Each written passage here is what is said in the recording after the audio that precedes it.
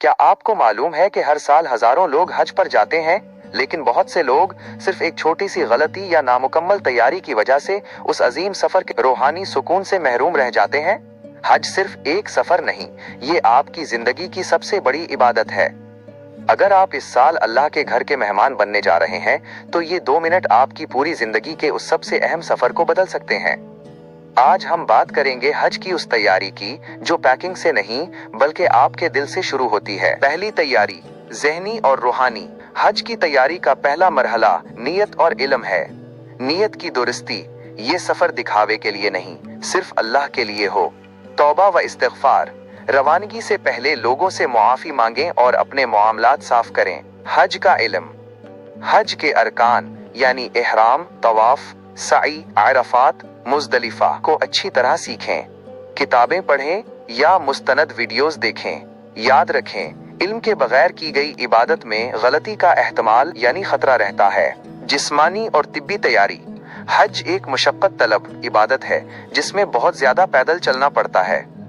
Walk की आदत, रवानगी से कम 1 माह पहले रोजाना 3 से 4 किलोमीटर पैदल चलने की आदत डालें ताकि वहां थकन आपकी इबादत में रुकावट न बने।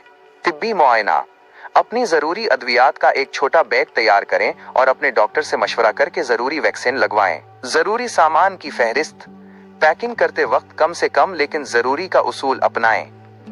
एहराम और चप्पल, कम से कम 2 एहराम रखें और ऐसी चप्पल लें जो आराम दे और पहले से इस्तेमाल शुदा हो, क्योंकि नई चप्पल पांव जख्मी कर सकती है।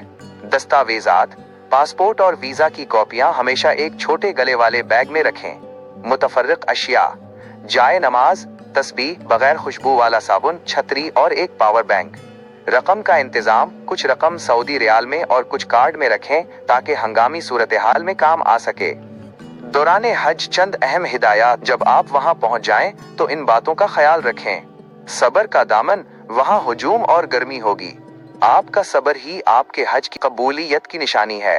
वक्त की कदर, बाजारों के बजाय ज्यादा वक्त हरम में गुजारें। साथियों का ख्याल, अपने ग्रुप के कमजोर और बूढ़े लोगों की मदद करें, ये भी बहुत बड़ी नेकी है।